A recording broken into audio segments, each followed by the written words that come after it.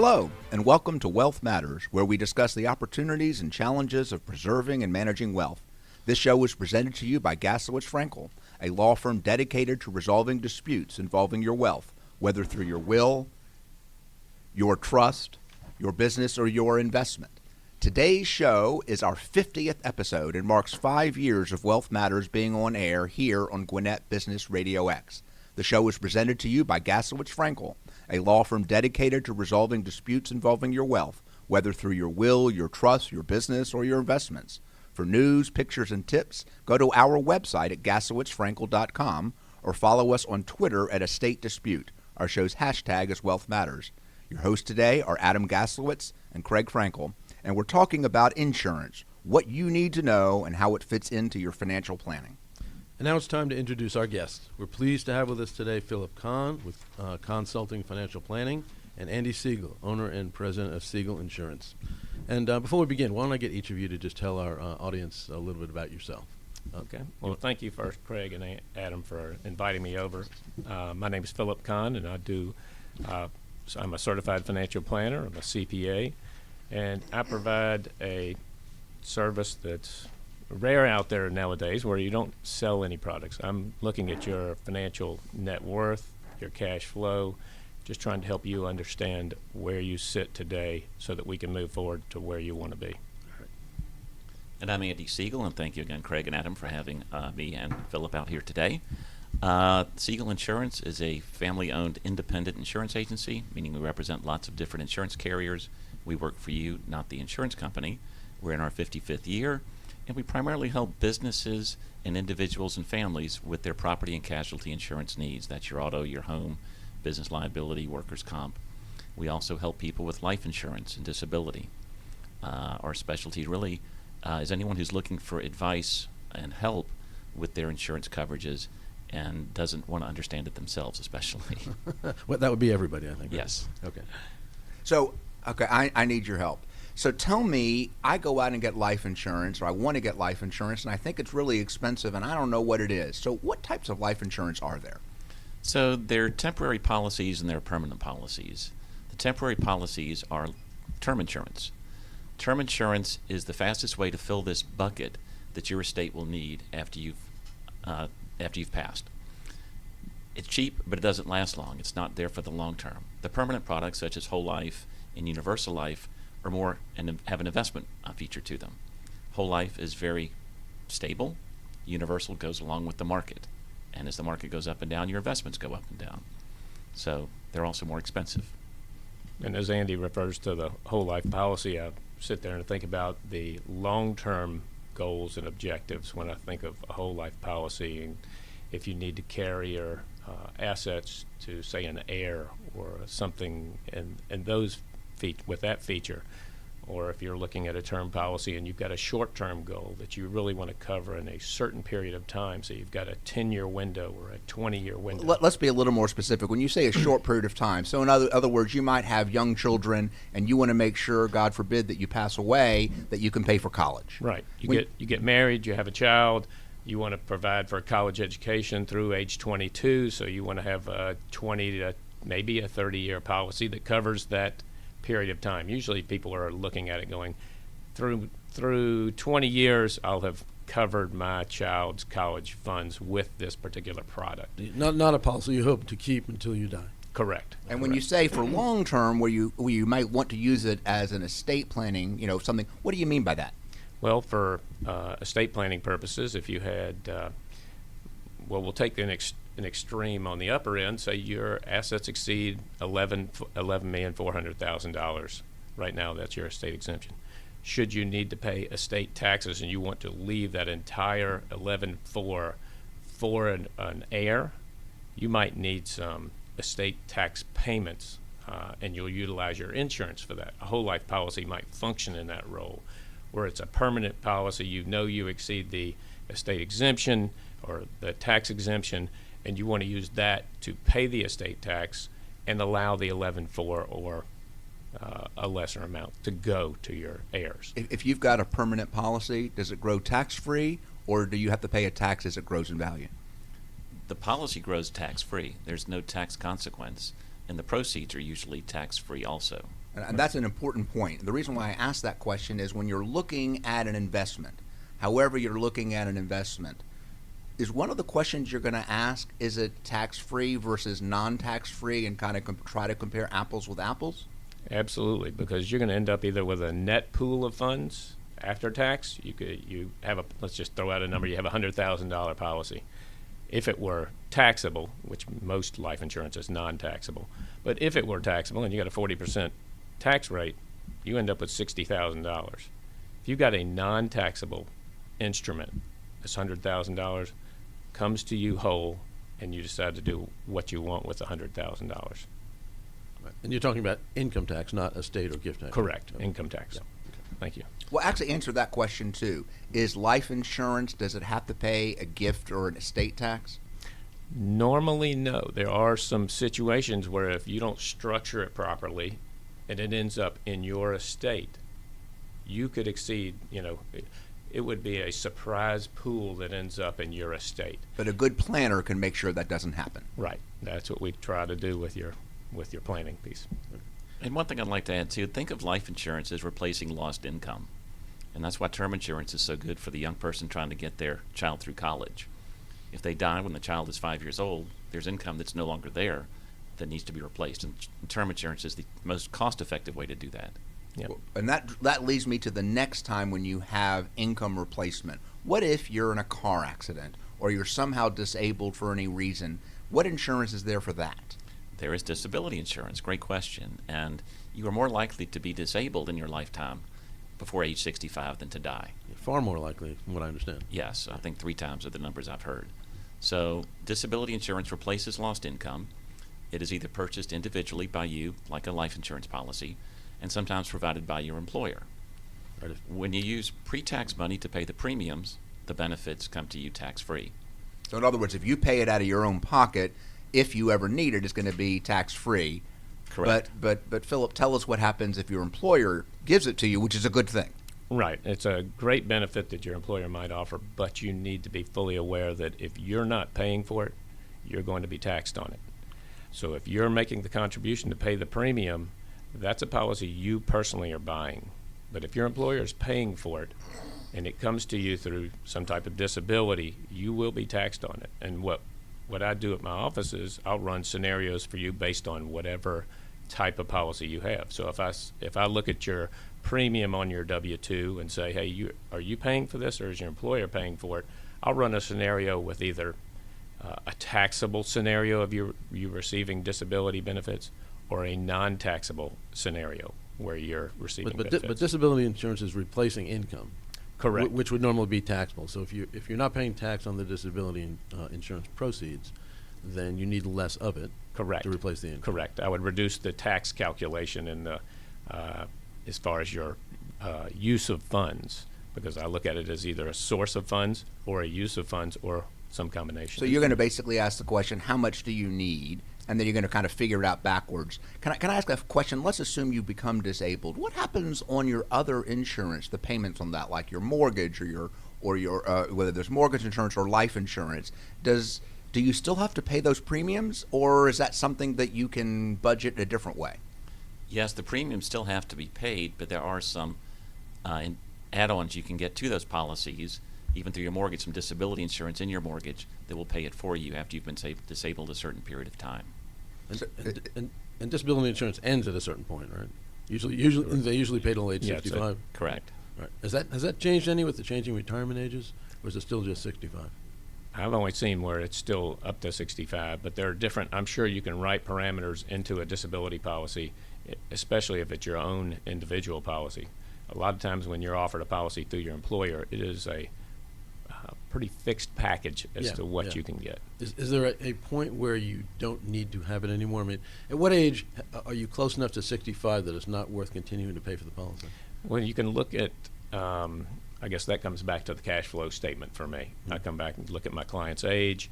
How many years do we need to project to get to Medicare, or if you're getting Social Security, or what other types of income are going to be supplement? Because, Adam, like you're referring to, is if I'm going to take in $30,000 in Social Security at 65.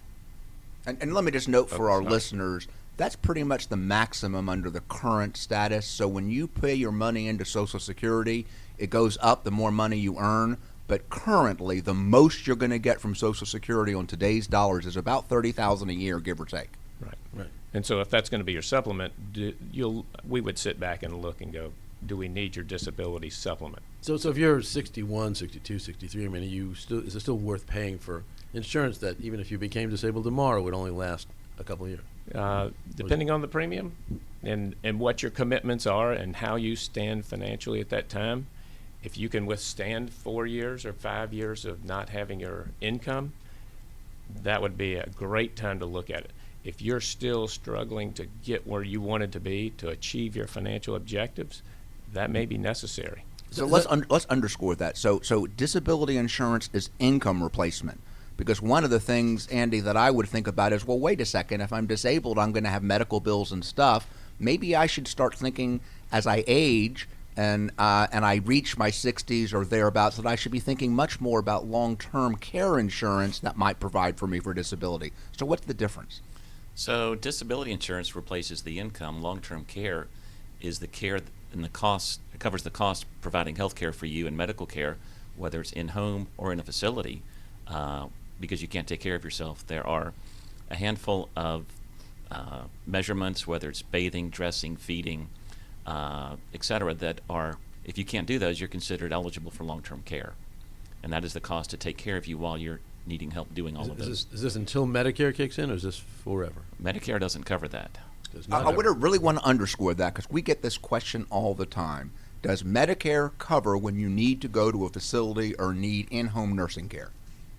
No, It does not. Okay. It will not. That's a big difference. People often think it does. So you will need insurance beyond that. Medicare is for medical, and that's it. You might get a stay or two for rehabilitation, but it's not going to pay for long-term care. And if I can, I'll talk just a minute about long-term care.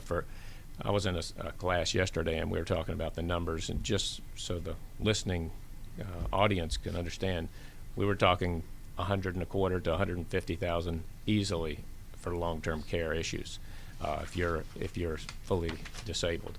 So having long-term care or evaluating can I make it financially without having long-term care is critical for me. And a lot of times in my office, I'll talk to my clients, even if they have substantial assets. Some of them don't like to give up their cash, the $150 a year, even though they have substantial assets. And I'll talk to them about getting a policy that'll just supplement the cost. So instead of having to have a policy that covers the $150 or a $500,000 policy or a $750,000 policy, I'll talk to them about, would you feel better if you were only coming out of pocket $75,000 a year versus $150? And I do want to add one comment. I'm seeing now more and more middle-aged kids, 60, 70-year-old, which I consider middle-aged now, starting to think about long-term care for their parents because their parents outlive their expectation of retirement. And this is a way both that the parent and the middle-aged child can fund good care for their loved ones over time. It doesn't necessarily have to be the 60-year-old planning only for themselves. That's a phenomenal point. I have had a client in my office who's was an elder client, 65 plus. The husband died. The wife was in a position where she may be struggling to pay her bills. And I looked at the kids, or 3 kids, and I met with the 3 kids. And I said, here's several opportunities for y'all to joint venture and help subsidize your mother's care. One of the issues was long-term care. And we talked about who's going to take care of your mother if something happens to her. What are y'all going to do? It's going to be my sister. One thing to add about long-term care is the best time to buy it is in your 50s. We're seeing the sandwich generation now raising their parents who are older and infirmed, and also raising their teenagers and college-age students, kids. So if you look in your 50s, that's probably the most cost-effective time to purchase it. You're listening to Wealth Matters, the radio show where we discuss the opportunities and challenges of preserving and managing wealth. We're your hosts, Craig Frankel and Adam Gaslowitz from the fiduciary litigation law firm of Gaslowitz Frankel. We're talking today with Philip Kahn of Consulting Financial Planning and Andy Siegel, owner and president of Siegel Insurance. And we're talking today about insurance, what you need to know and how it fits in your financial planning. Andy, you said that the best time to get a long-term insurance is in your 50s. Tell us why. Insurance is simply a transfer of risk, and insurance companies are betting you're healthy, they're going to make money in the early years, you're not going to need it for a while. You may decide you want to cancel it 10 years later, but you're not going to be infirmed until you're in your 60s or 70s or maybe even 80s. So they've got 15, 20 years to offer you lower rates because they know the cost won't be there for them to pay out. You also are going to have fewer health issues when you apply because these policies are medically underwritten. It's very hard to get these policies after age 80. It's almost just impossible. And tell our listeners, I think of I think of long-term insurance as pure insurance. What are the kind of the broad brushstrokes of what types of long-term care insurance there is? Well, the long-term care insurance traditional just pays for you in a facility, but the better products will also pay for you for in-home health care. Which is what most people think they want. May not be the best option for them, but most people think they want to stay in there. And some will pay a reduced benefit per day or a full amount, depending on which options you buy. And I've heard about there are some that are pure insurance where you buy a policy, but others that are riders on other types of policies, whether it be life insurance or something else. What's the difference? So some, like you asked, are just pure insurance. If you don't use your long-term care in the 20 years you have the policy and you die, insurance company wins. The combination products, the hybrid products, combine some life insurance and long-term care together, and in some way you'll get some of your money back that you've paid in a death benefit. You won't see it while you're alive, but there will be a life insurance payment at the end of it. And there are also combination policies where you get a husband and wife with a life long-term care policy, where when I look at it with my clients, I say the first one who would need this is the one who's going to need the care. Do we have enough assets on the side for you, if you're the remaining spouse after that use, for you to live or to be taken care of? So I try and look at it as it's possible you only need one long-term care policy if you have enough assets to take care of the remaining spouse. So you're running through the numbers and saying, what if one of you needs it? What if both of you need it? How do we fund it? But you may only need one policy depending upon where you fit. Correct. What if you're a business owner? What type of insurance does a business owner need to have, or at least consider having? Well, I've got to tell you, I've had a recent example of this, and it really comes into the liability coverage for, even if you're a real estate manager for the property. We had a piece of property that I was involved with a client, needed a new roof. Called the roofer to come out, the roofing company come out, recoat the roof. There was a skylight in the roof. Oops. Worker fell through the skylight 40 feet. Didn't die, injured himself. And the client called me, said, this is what happened. I said, you do have liability coverage. Call your insurer tomorrow. Just make sure it's in place. You've got all the I's dotted and the T's crossed. And this is liability insurance not on the building, but that Just the employer owns. Correct. The owner of the property. Okay. That's all it was. You just be in the position for someone to make a claim against you and to have that liability coverage. It was tremendous. I mean, after he called me, made his phone call to the insurance company, he called me back, goes, I'm good. Okay, so Andy, give us our checklist. You're a business owner, and there's lots of policies. What should we be asking you? What should we be looking for? Well, the whole purpose of insurance is to keep you in business if something were to happen, whether it's a fire, tornado, pipe bursting, theft, really any kind of damage to the structure itself. So if you separate the business insurance, there's liability exposure, as Philip mentioned, and there's the property exposure itself. You're a manufacturer. Your equipment goes down. You can't manufacture anymore. We can also protect loss of income to the business. What is that called? Business interruption. There may be weather events that cause business interruption. You may live on the coast, or your business may be located there, and hurricanes come through and take out half the city. We can cover that. Mexico Beach had that issue. What about cybersecurity type issues? If your system gets hacked or your system gets taken down completely or it gets held for ransom, is there insurance that covers things like that? There is coverage for cyber liability and also employment practices liability. That is which is wrongful termination, age and gender discrimination, sexual harassment. You can get insurance for that. Yes, you can. There are big lawsuits for that. we've seen lately. And I do want to mention to our listeners, when you talk about insurance, also think about creditor protection. If you own your business in your own name, you have some personal liability exposure. You better have some really good insurance. If you use an entity that's properly done, at least you can shield yourself from the liability. You may not save the business, but you can save your family. And just I'll add one point to that. Titling a property, incredibly important. Because I've had a scenario where one of my clients ended up, thought they had their real estate in an LLC, got a tax report. There was no LLC listed as the property owner. It was still in the individual's names. And I'll give a fun little story. So we had a case recently where the property allegedly was transferred to a trust. And the Georgia Court of Appeals said, oops, you messed up.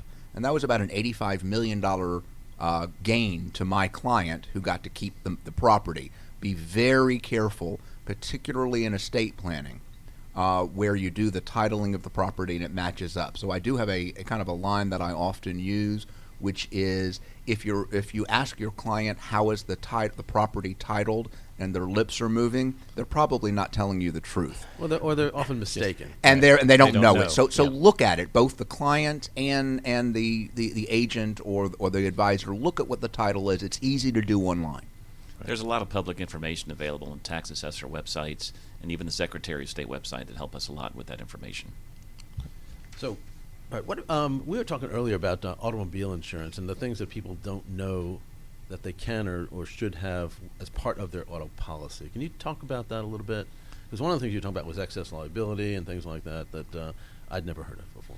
So think of auto insurance. The state of Georgia requires and mandates a certain minimum amount of coverage. And it's very minimum. It's very minimum. It covers up to $25,000 for one person that you hit and $50,000 for the total people you hit. And that's not going to cover a Bentley.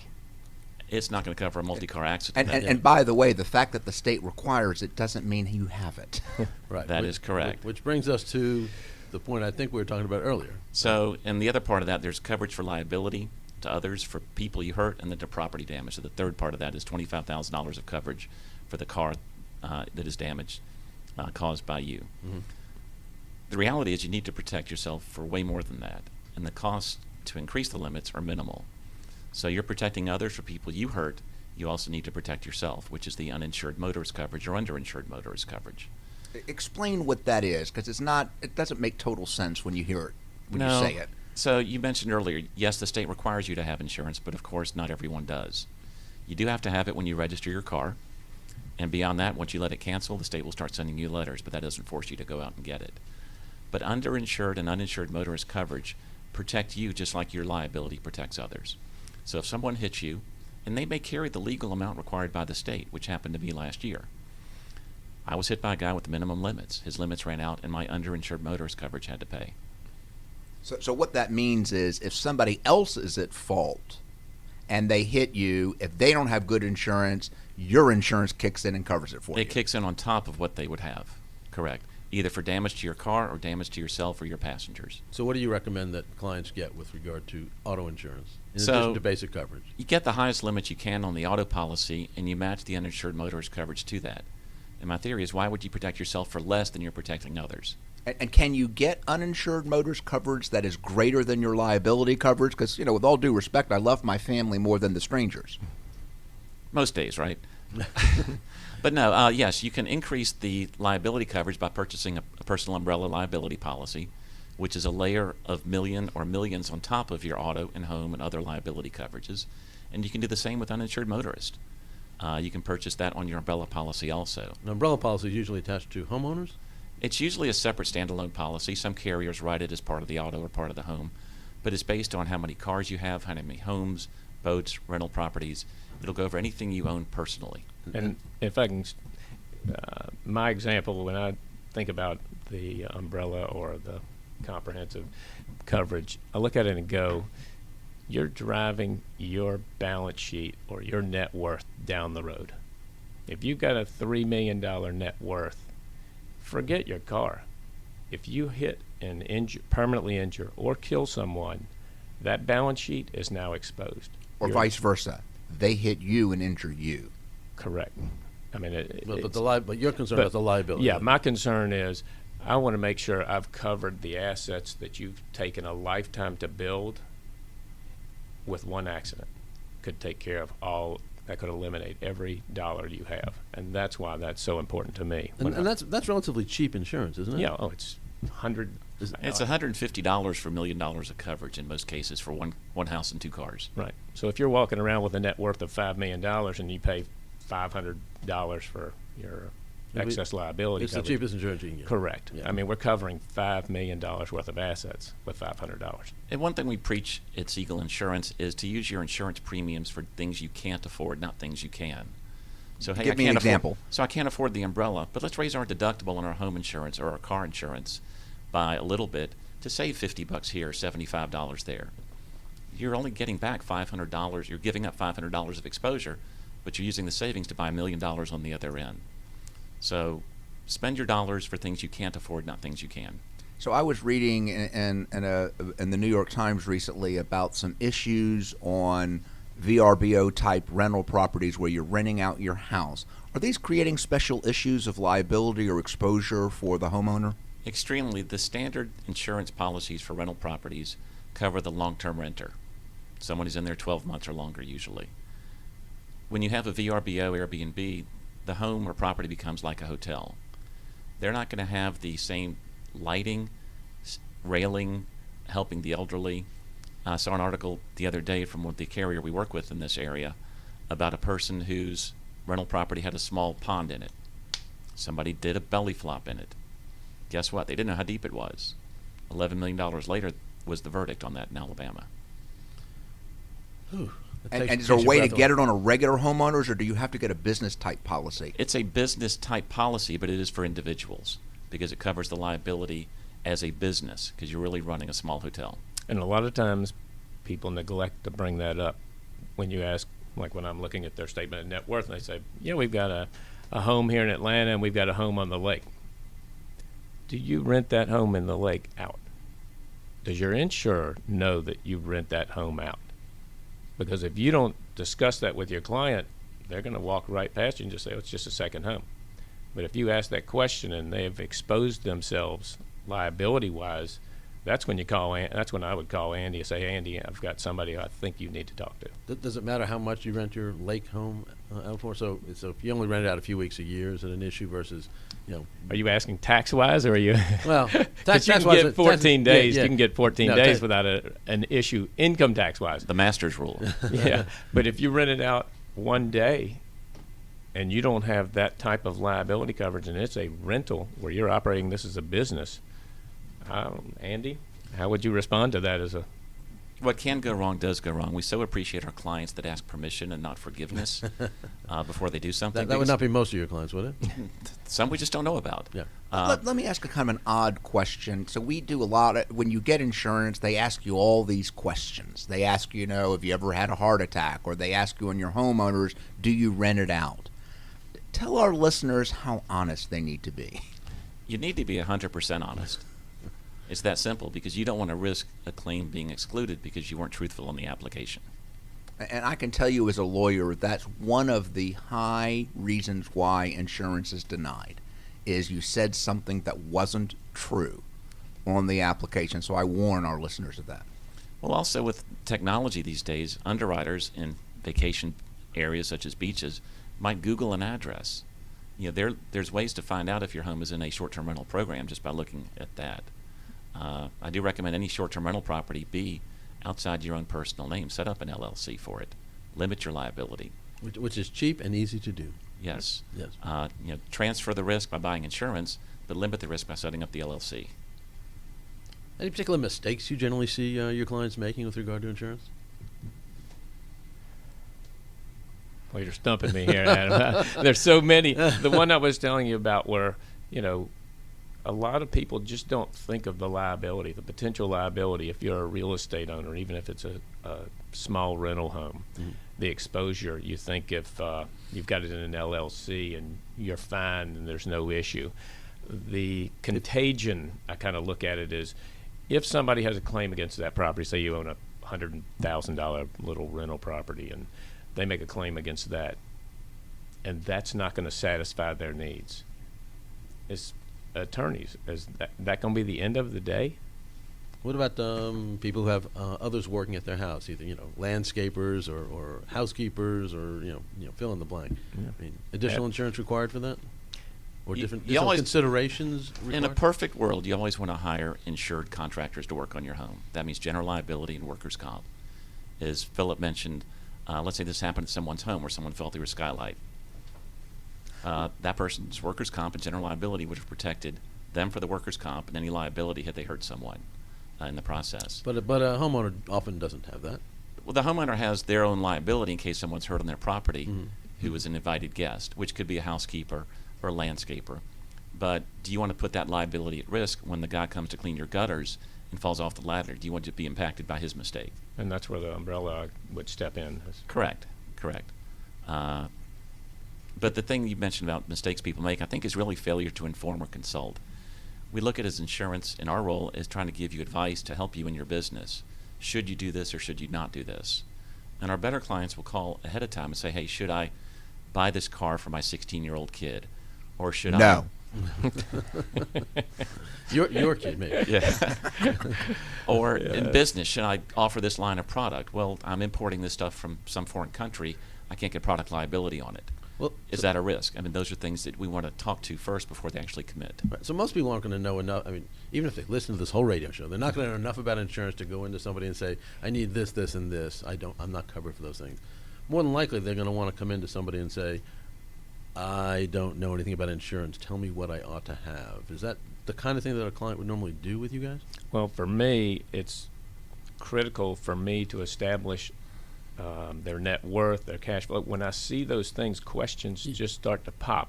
So if someone comes into you just for general planning, you're going to get a complete picture of what their family looks like, their business looks like, their assets look like, and from that, you're going to be able to just advise them. You're not going to have to wait for them to say, what kind of insurance do I need? You're going to say, in addition to these things. If Craig comes in and tells me he has a 16-year-old son, I'm going to look at him going, wow, you're just staring auto insurance in the face, aren't you? Oh, yeah, it's expensive. Yeah. Can I ask a question? Because I know someone asked me when I said we were doing a show on insurance. Tell us a little bit about renter's insurance. Should we have it? And particularly relating to our aging parents who might have been owning their own home, but now are shifting either to apartments or independent living. Should they get renter's insurance? So renter's insurance is a different type of homeowner's insurance where you're not insuring a structure, you're just insuring contents. But what people fail to realize is renter's insurance and home insurance also come with liability coverage. You can replace your stuff, but the liability piece is the biggest part of that. You live in an apartment complex and you've got your grill outside, set the building on fire. That's your liability coverage. Or your caregiver falls. Correct. Mm-hmm. Correct. Okay, so we're nearing the end. I'm going to give you a chance, and you get a choice. I'm going to ask each of you, tell us your best success story or your worst horror story about one of your clients and their insurance needs. Yeah, no names, though. I guess the biggest success stories for me is when our industry itself comes through after tornadoes go through Tuscaloosa, Alabama, or Joplin, Missouri years ago, or South Georgia this past year. When people are put back to whole as quickly and fairly as possible, that is what makes me proudest of our industry. A recent example now is we've got a client who's in a major lawsuit from a death in an accident. He's got the right liability coverage. I'm happy he's protected. We consulted beforehand to make sure in case something like this happened. So knowing that the money you pay for will come through and protect you is what makes me most proud. And one story I can tell you recently, I had a client come in and we didn't really touch on health insurance, but I think it's so critical in the world that I work in with retirement planning and trying to look out long-term objectives. He had retired 10 years ago, and it's highly unusual to find anybody who got bought out from their position that carries health insurance. And he came into my office, and one of the first questions I asked him, I said, because he was looking at fully retiring, I said, how are you going to pay for health insurance? And he said, one of the Fortune 500 companies was where he worked, and his health insurance until age 65 is $100 a month. Ooh. And I was like, Mine is $100 a minute. correct. And I was looking at him going, you have the golden ticket. Because when clients come to me and they talk about wanting to retire early, my first question is, how are you going to provide for your health insurance? Because I tell them, I won't budget you for health insurance individually for under $30,000 a year. And I do want to mention that a lot of individuals that work for a government, you may not have been paid well along the way, and you may have lots of complaints here and there. But one of the great opportunities is as you retire, there are many benefits you may have to pay $1 or $2 for, but they're so much better through government through government employment. Always look at health care. How long can you carry your insurance for? Do they have long-term care insurance? Things that you can get through a group policy as a retiree. Right. And it can be very, very helpful. All right. Before we wrap up, let me give each of you an opportunity to tell our listeners how to reach you. So, Andy, why don't we start with you? How can people contact you? So the best way to reach me is info@siegelinsurance.com. That's SIEGEL. And our phone number is 404-633-6332. Right. Philip? And you can reach me on my cell, which is 404-966-7420. It's Consulting Financial Planning, or you can find me on Adam and Craig's website. And as we wrap up our show, I want to thank everyone for listening to Wealth Matters. After 50 episodes and 5 years on the air, it's been an honor having you with us as we discuss the opportunities and challenges of preserving and managing wealth. For more information about Gaslowitz Frankel, please go to our website at gaslowitzfrankel.com. And remember to follow us on Twitter at Estate Dispute and use our show's hashtag Wealth Matters. Our guests today were Philip Kahn with Consulting Financial Planning and Andy Siegel with Siegel Insurance, Inc. Please join us every fourth Wednesday of the month at 8:30 a.m. here at Wealth Matters on Business Radio X.